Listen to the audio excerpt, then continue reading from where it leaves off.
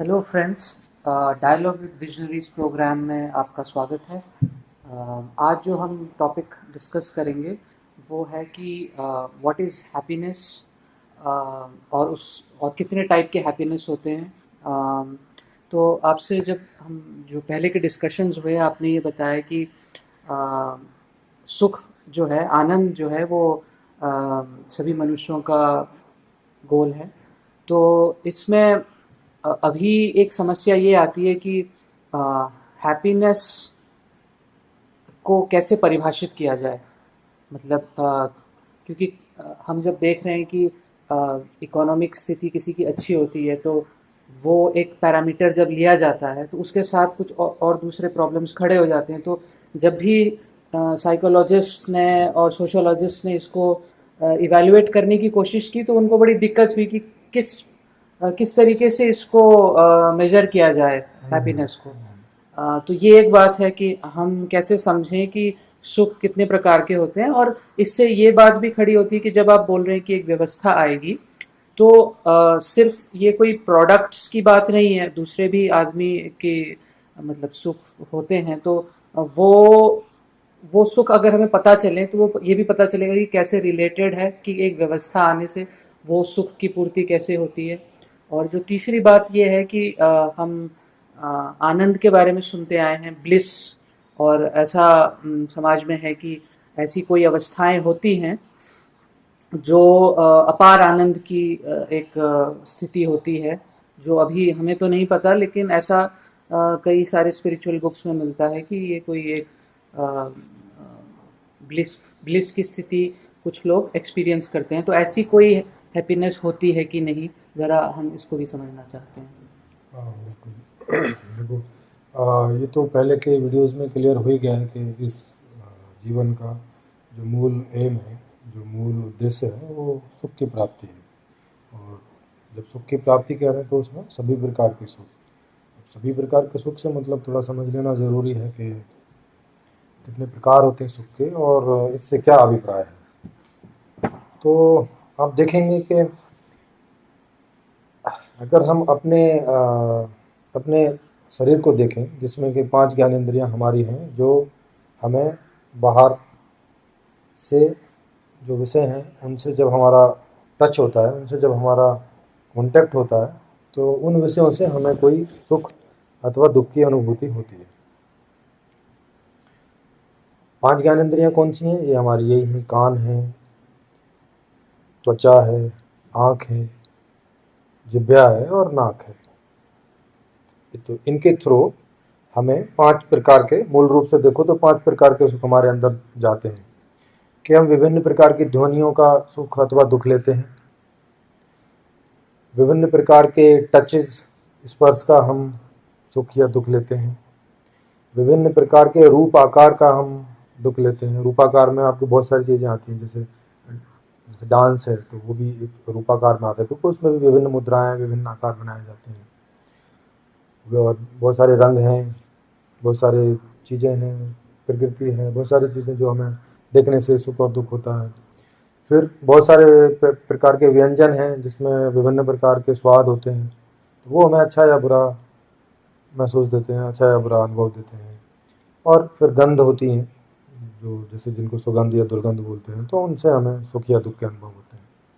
तो हम मूल रूप से हमारे पास 5 ही प्रकार के ये टूल्स हैं, ज्ञानेंद्रियाँ हैं, जिनसे, ये मैं उपभोग की बात बता रहा हूँ कि जब हम किन्हीं वस्तुओं का उपभोग करते हैं तो ये 5 प्रकार हैं जिनसे हम उनसे सुख या दुःख की अनुभूति हमें होती है।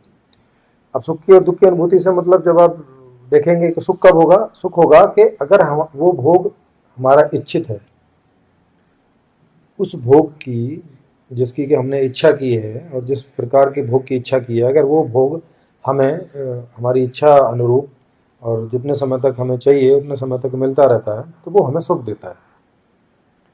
और इसके विपरीत, यदि वो हमारी इच्छा के विपरीत है और हम नहीं चाहते लेकिन किसी कारणवश वो हमें भोगना पड़ रहा है, तो उससे हमें दुख होता है, चाहे वो भोग सेम ही क्यों ना हो।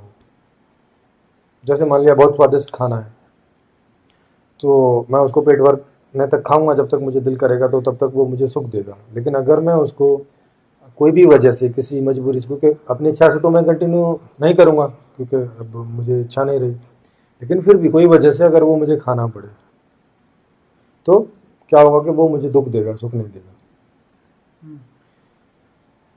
तो ये इस तरह से सुख और दुख विभिन्न प्रकार के जो ऑब्जेक्ट्स हैं उनके संपर्क में जब हम आते हैं तो हमें इस प्रकार से मिलता है। तो 5 प्रकार कुल मिला के सुख के हो गए, जो बाह्य दुनिया से और हमें अंतर जगत में हमारी इन इंद्रियों, ज्ञान इंद्रियों के द्वारा हम तक पहुंचते हैं, जिन्हें हम अनुभव करते हैं।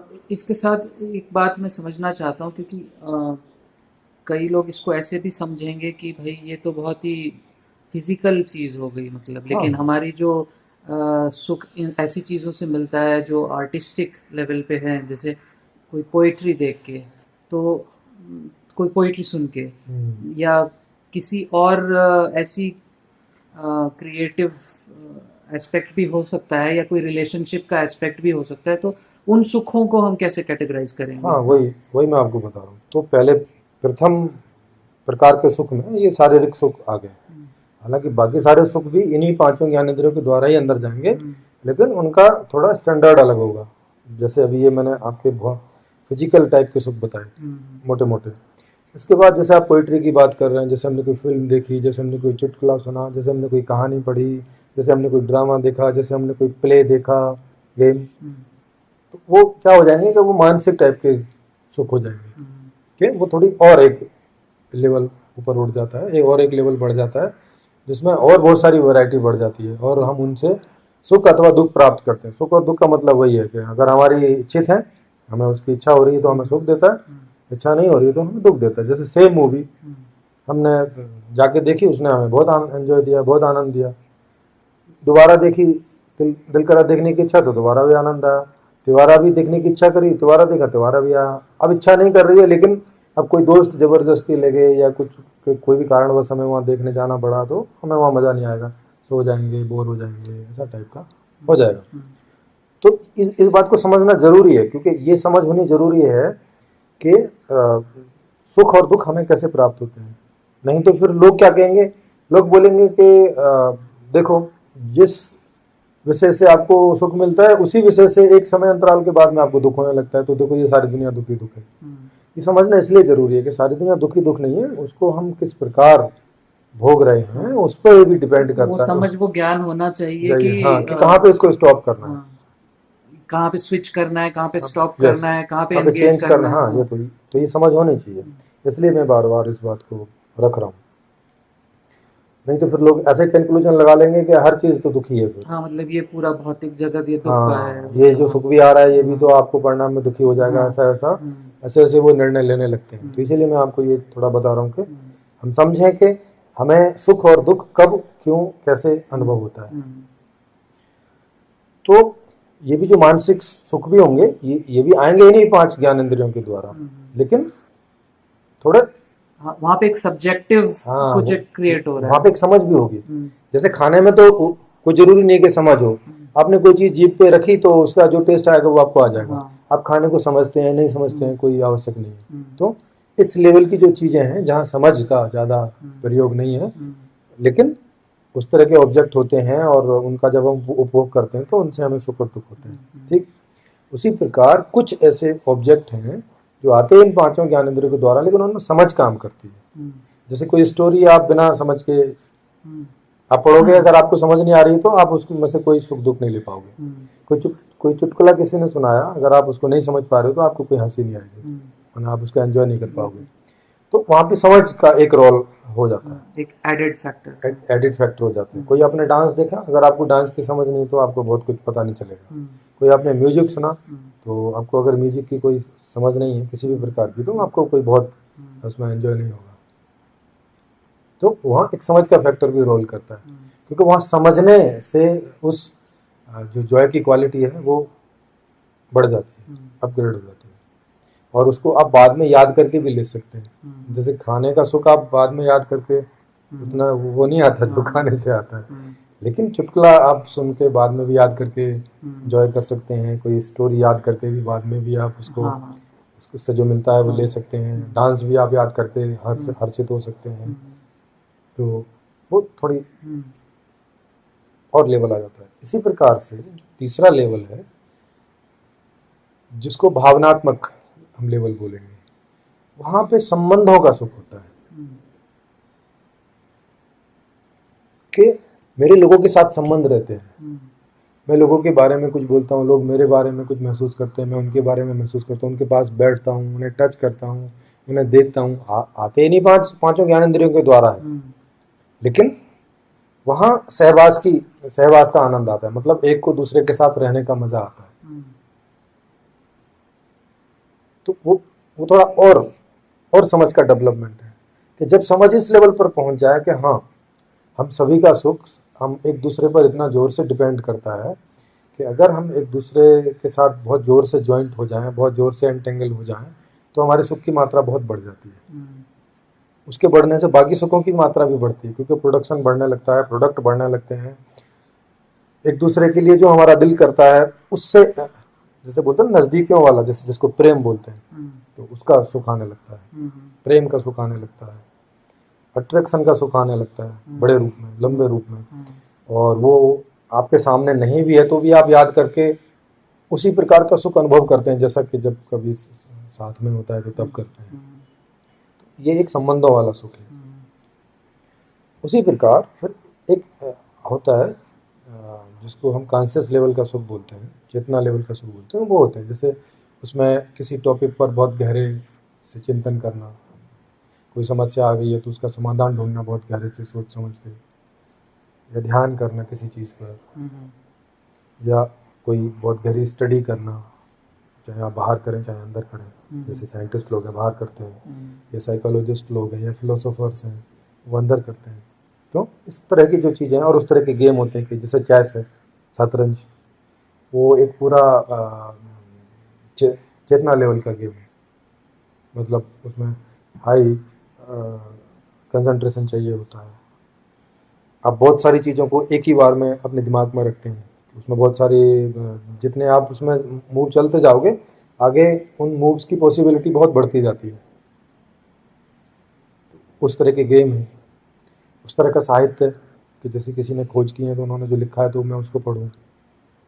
तो रिसर्च लेवल का साहित्य, रिसर्च लेवल का ज्ञान विज्ञान, रिसर्च लेवल का अनुसंधान, रिसर्च लेवल के प्ले, रिसर्च, ये सब चीज़ें। और डीप लेवल के डांस, डीप लेवल के म्यूजिक, ऐसी चीज़ों में उनको बड़ा एंजॉय होता है। तो ये आपके चेतनात्मक लेवल के एंजॉय होगी। और यही 4 लेवल होते हैं। इन्हीं जितने भी सब हैं जिनके मैंने नाम लिए, जिनके मैंने नाम नहीं लिए, वो सब इन्हीं चारों में कहीं ना कहीं आपको किसी न किसी लेवल पर आ जाते हैं। लेकिन वो सब के सब जाते इन्हीं 5 ज्ञानेंद्रियों के माध्यम से अंदर है। और अंदर एक अंतःकरण चतुष्टय भी होता है जो इनका प्रोसेस करता है। तो सारे एंजॉय में, सारे अनुभव में, ये आपके 5 ज्ञानेंद्रियां, 5 कर्मेंद्रियां, क्योंकि हमें कर्मों का भी मजा आता है सारे लेवल पे। जैसे शारीरिक लेवल पे हमें स्थूल चीज़ों का प्रोडक्शन करने में मज़ा आता है, मानसिक लेवल पे मानसिक लेवल की चीज़ों का प्रोडक्शन करने में मज़ा आता है। माने कहानियाँ लिखने में, पोएम लिखने में, थोड़ा प्ले करने में, कोई थोड़ा क्रिकेट देखने में, खेलने में, उस तरह से। उसी तरह से जो है संबंधों वाली कहानियाँ लिखने में। तो कुल मिला के 4 टाइप के सुख हैं। हाँ, एक फिजिकल और फिजिकल, मेंटल, हार्टल, इमोशनल और कॉन्शियस लेवल के। और ये ये 5 प्रकार से आते हैं, और ये 5 इंद्रियों से आते हैं। और इसमें ज्ञान, कर्म और भोग, ये 3 एस्पेक्ट्स हैं। ये 3 एस्पेक्ट्स, हाँ, जिससे ये सारे सुख लिए जा सकते हैं। और उसकी प्रधानता अलग अलग कॉम्बिनेशन में हो सकती है। तो 3 प्रकार, ज्ञान, कर्म और भोग, 3 प्रकार से इस तरह से हो गए। 5 प्रकार से हो गए कि पांचों प्रकार के जो हमारी ज्ञानेंद्रियां, उनसे हम रिसीव करते हैं। और 4 तलों पे, शारीरिक, मानसिक, भावनात्मक और चेतनात्मक। तो अब इनके कॉम्बिनेशन से हजारों प्रकार के, आप टोटल में मिला के देखें तो हजारों प्रकार के सुख हो जाते हैं, जो हम अपनी इच्छा अनुसार, जैसे हमें जिनकी इच्छा होती है तो उनके आधार पे हम उनका सुख लेते हैं। तो ये सारे सुख हो गए। इसके अलावा एक सुख होता है आराम करने का। माने ये इन सब में जब हम थक जाते हैं, इन सब में से जो जो भी हम सुख ले रहे हैं उनमें से जब हमें थकान होने लगती है या हमें बोरियत महसूस होने लगती है किसी एक उससे, तो या तो हम किसी दूसरे विषय पर स्विच कर जाते हैं, या अगर थक गए हैं और नहीं है इच्छा दूसरे विषय की तो आराम के लिए भी चले जाते हैं। तो आराम का भी एक अपना सुख है। तो ये इतने सारे तरह के सुख हो गए कि चीज़ों के होने का सुख और उसके ना होने का सुख। जब हम थक जाएं तो आराम, तब हमें कोई किसी भी प्रकार के विषय की इच्छा नहीं है, हमें थोड़ा आराम लेने की इच्छा है, तो वो आराम करने में भी सुख मिलता है। अब आप देखें कि इसके अलावा जो आप कह रहे थे कि कोई आनंद की अनुभूति अलग है या समाधि अवस्था में, या कि जब हम आत्मज्ञान हो जाता है इस तरह से, तो क्या कोई ब्लिस जैसी कोई बात है या क्या है, तो एक्चुअली उसको समझना बहुत ज़रूरी है। अगर हम उसको नहीं समझेंगे तो एक बहुत बड़ी गलती होती रहेगी। और एक बात ये भी है कि कोई बोलते हैं कि कोई एकत्व का अनुभव होता है जिसमें मतलब एक इन्फिनिट जैसा एक्सपीरियंस, कोई एक विस्तार, इस तरीके की मतलब विशेषण दिए गए हैं। हाँ, तो एक्चुअली क्या होता है कि बहुत सारे प्रकार के आपको अनुभव हो सकते हैं जब आप बिना वर्कआउट किए अगर आप मेडिटेशन करेंगे तो आपको विभिन्न प्रकार के अनुभव अंदर हो सकते हैं ध्यान में, क्योंकि काल्पनिक होने की जिनकी संभावना बहुत ज़्यादा है, जिससे आपको आप एकदम इन्फिनिट हैं ऐसा आपको महसूस हो सकता है, आप एकदम बिंदु जैसे हैं ऐसा आपको महसूस हो सकता है, आप कुछ हैं ऐसा महसूस हो सकता है, आप जानवर हैं ऐसा कुछ महसूस हो सकता है, आप कुछ और हैं ऐसा महसूस हो सकता है। माने जो जो आप रियल में नहीं भी हैं वो भी वहाँ ऐसा आप महसूस कर सकते हैं, ऐसा आप देख सकते हैं अपने किसी इमेजिनेस के कारण, क्योंकि आप में कल्पना करने की शक्ति होती है। तो अगर आपका बाहर का परिवेश अच्छा नहीं है, आपका जो जीवन है वो संतुष्टि पूर्वक नहीं गुजर रहा है, आपका जीवन सुखी नहीं है, तो आप बहुत सारी ऐसी कल्पनाएं करते रहते हैं उस दौरान, जिससे कि आपको लगता है कि इससे सुख हो जाएगा, ऐसा हो जाऊंगा तो इससे हो जाएगा। तो वो बहुत सारी कल्पनाएं आपके अंदर पड़ी रहती हैं, और वो जब आप ध्यान करने जाते हैं तो वो आपको वहाँ एक एक दूसरे के साथ जुड़ के विभिन्न प्रकार से आती रहती है ध्यान में, और जिनको आपको ऐसा लगता है कि ऐसा हो गया, वैसा हो गया, और ये हो गया, वो हो गया। जो आदमी जैसे अपने आप को बहुत भिचा भिचा महसूस कर रहा है, माने जिसका बहुत शोषण हो रहा है और जो अपने आप को पा रहा है कि वो चारों तरफ से दबाया जा रहा है और उसको कोई स्पेस नहीं मिल रहा कि वो कहीं पे अपने आप को एडजस्ट कर सके, अब ऐसा आदमी ध्यान करने जाएगा तो उसको वो किस बात की कामना करेगा? वो करेगा कि जैसे मैं अनंत हूँ, माने मैं हूँ सब कुछ तरफ, मैं ही मुख्य हूँ, मेरे अलावा और कुछ नहीं है, सब कुछ मेरा ही है। अब ऐसा आदमी जब ध्यान करने जाएगा तो उसको ऐसी चीज़ें अनुभव आएंगी, वो अनुभव करेगा कि मैं अनंत हूँ।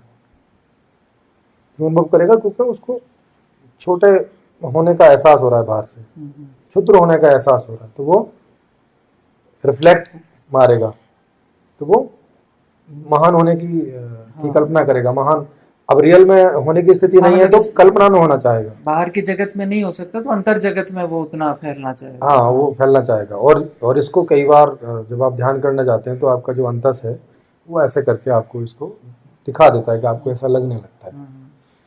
तो वहाँ सारा कल्पनाओं का खेल है, वहाँ आपको किसी भी प्रकार का कोई भी एक्सपीरियंस हो सकता है, और उनका टाइम बिंग हमें एंजॉय भी होता है। जहाँ हम बाहर रियल में कोई एंजॉय नहीं ले पा रहे, लेकिन अंदर काल्पनिक ही सही, तो एंजॉय तो हम थोड़ा कर ही पा रहे हैं, तो उससे आराम तो मिलता है। लेकिन आप वहाँ ज़्यादा देर रह नहीं सकते। आप किसी ध्यान में, आप किसी उसमें कितना देर रहेंगे? आपको जीना तो इसी रियल वर्ल्ड में है।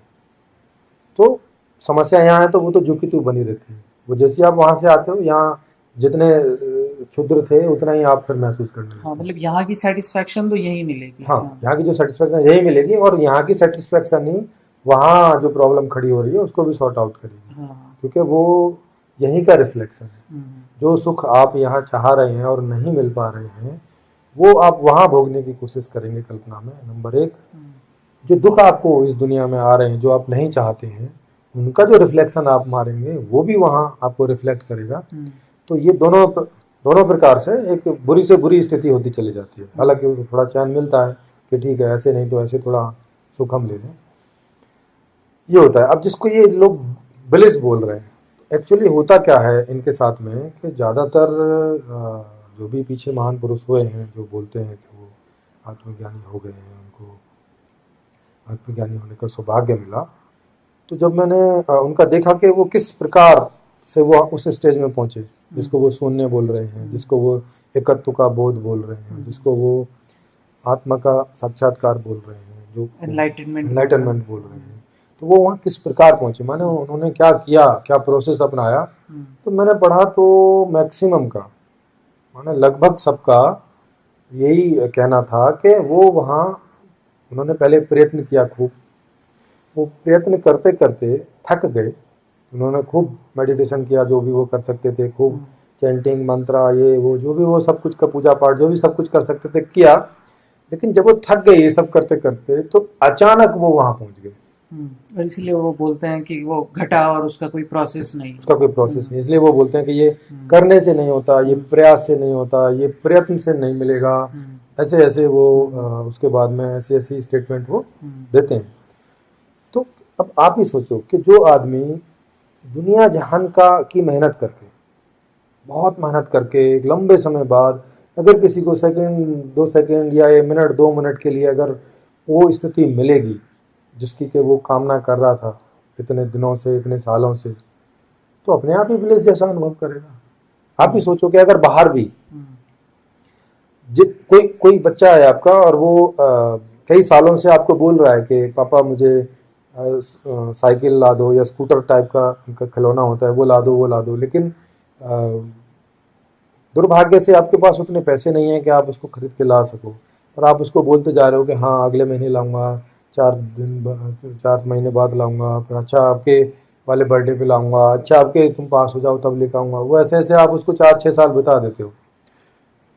अब उसको तो वो बच्चा तो उसी पर अटका रहेगा, वो तो उसी के लिए हर बार आपको मांगेगा, उसी के सपने देखेगा, उसी का उसको ऑब्सेशन होने लगेगा, उसी से उसको आसक्ति हो जाएगी। तो अब क्या होगा कि अचानक एक दिन जब आप उसको ला कर दोगे तो उसकी खुशी कितनी होगी आप सोच समझ। उसकी खुशी उतनी नहीं होगी जितनी कि आप पहले दिन ही जब उसने मांगा था और आप ला के दे देते, तो वो स्वाभाविक रूप से खुशी होता।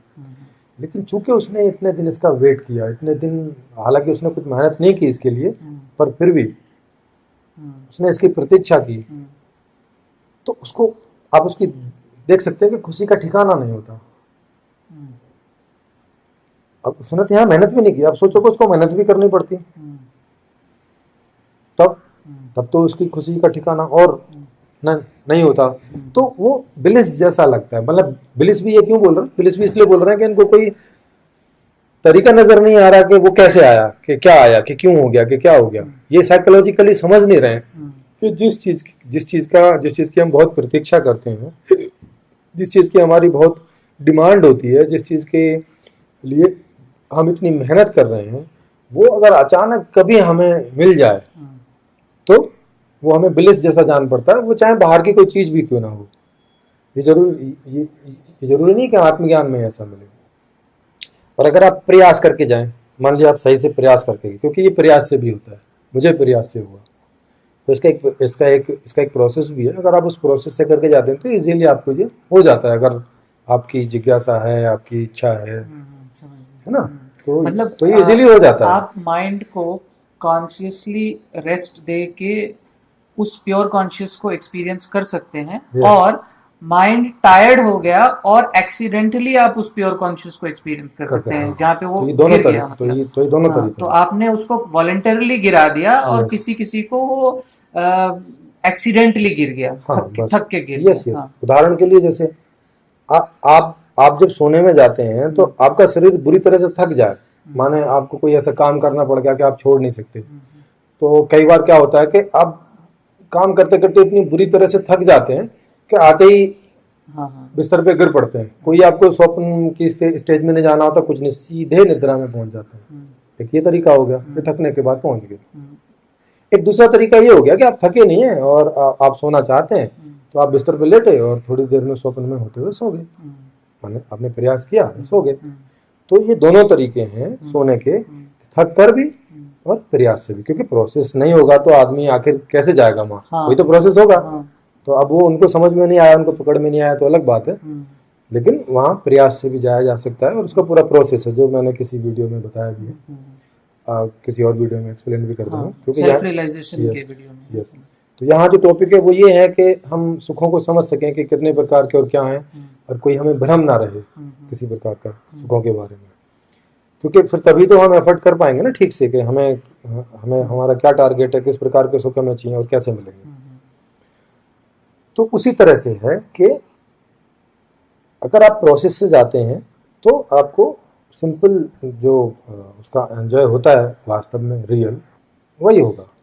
यानी कि क्या होगा, जैसे कोई भी साइंटिस्ट लोग कोई खोज कर रहे हैं और वो उस खोज को उन्होंने इजीली उस तक पहुंचे और जो भी उसका ज्ञान था वो उन्होंने किया और एंजॉय किया। हाँ, आत्मबोध का सुख तो बोध का सुख हाँ, होगा। बोध का सुख होगा। वैसे ही जैसे इजीली आप आत्मा को जानने चले, वहां स्थिति में पहुंचे, जान लिया तो हो गया। अभी ब्लिस तो ये तभी ब्लिस क्या ब्लिस जैसा, क्योंकि वो उसको ब्लिस बोल रहे हैं, माने अचानक जैसे टूट पड़ा हो ऐसा टाइप का, वो तो तभी हो सकता है जब आपको आश्चर्य हुआ, माने आपको लग नहीं रहा था कि आपको मिल जाएगा और कोई भी प्रकार से आपको वो चीज़ मिल गई अचानक। जैसे किसी की कोई बहुत गरीब आदमी है और बहुत सालों से लॉटरी खरीद रहा है और नहीं है, लॉटरी आ रही है और वो लगभग आस छोड़ भी चुका है, पर फिर भी खरीद ही लेता है लॉटरी की टिकट। लेकिन अचानक उसको खबर आती है कि तुमको 5 करोड़ की लॉटरी लगी। अब क्या होगा, ऐसे आदमी की हालत क्या होगी? हाँ, मतलब एक साथ अथाह हाँ, सुख अथाह। का हाँ, तो मतलब मतलब इसी को तो ब्लिस बोलते हैं। हाँ, हाँ, अथाह। हाँ, अभी इसी को ब्लिस बोलते हैं। तो अब मतलब ऐसी अवस्था में कई बार आदमी मर तक सकता है, माने इतना एक्साइटमेंट हो जाता है कि बियॉन्ड उसके हार्ट के बियॉन्ड चला जाता है। तो वो कई बार एक्साइट में मर भी जाता है आदमी। तो वो इसलिए मर जाता है क्योंकि वो उसकी अपेक्षा से कहीं ज्यादा हो गया। इसी को ये लोग ब्लिस बोल रहे हैं। अगर कोई करोड़पति होता जिसके पास 50-60 करोड़ रुपए पहले से, उसको 4-5 करोड़ की लॉटरी आ जाती तो क्या होता? सबकी लॉटरी तो सेम ही है, आदमी को ही लगी है। लेकिन एक आदमी है बिल्कुल एकदम सड़क पे और एक आदमी है जिसके पास 50 करोड़ है। दोनों को आप 5-5 करोड़ की लॉटरी लगाओ और दोनों की अवस्था का अध्ययन करो। ये आदमी बोलेगा ब्लिस हो गई और वो आदमी बोलेगा ओके ठीक है। तो ये रिलेटिविटी टाइप की चीज है कि कौन सी चीज हमें किस तरह से मिल रही है। अगर हमें अथाह मेहनत करके कोई चीज मिली है, अथाह प्रतीक्षा करके कोई चीज मिली है, तो वो ब्लिस जैसी महसूस होती है। उसका मतलब है कि वो आदमी उतने समय तक बड़े दुखों से गुजरा है। तो ये जो शब्द है कि जैसे केवल्य और एब्सोल्यूट, मतलब कि जहाँ रिलेटिविटी ना हो, मतलब ऐसा कोई स्टेज है जो मतलब ऐसा सुख का तो कोई ऐसा हो ही नहीं सकता कि आपको बिना रिलेटिवली मिले। सुख का तो क्योंकि आप सुख ले रहे हैं और परिस्थितियों में सुख ले रहे हैं, मतलब इस चेंजिंग फिनोमिना वाले वर्ल्ड में तो बिल्कुल तो एक फिनोमिना ही होगी वो। तो वहाँ पे हर चीज एक दूसरे से रिलेटेड है, तो रिलेटिवली ही होगी। हाँ, मतलब एग्जिस्टेंस में कोई चीज है तो वो फिनोमिना है और वो चेंजिंग है तो रिलेटिव है, तो वो एक्सपीरियंस भी रिलेटिव है।